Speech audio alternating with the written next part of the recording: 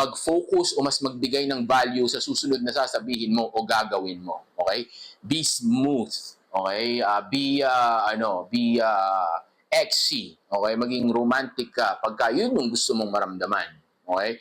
Dahil again, hindi niya kaya ng siya lang. Dahil kung kaya niya ng siya lang, edi hindi na sana siya ginawa ng Diyos nang hindi galing kay Adan. Okay? Parte siya ng katawan ni Adan. So para umarte siya sa the way na gusto mong umarte siya, kailangan i-command mo. Parang mga kamay mo, di ba?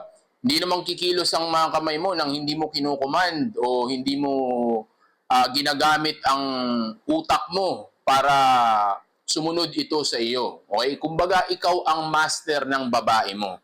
Para gawin niya yung bagay na gusto mong gawin niya para sa iyo o para maramdaman niya yung gusto mong maramdaman niya sa mga moment na kasama mo siya o gusto mong mangyari sa inyo yung bagay na gusto mong mangyari sa inyo, then dapat i-command mo. Okay? Maging ikaw yung master niya. Okay?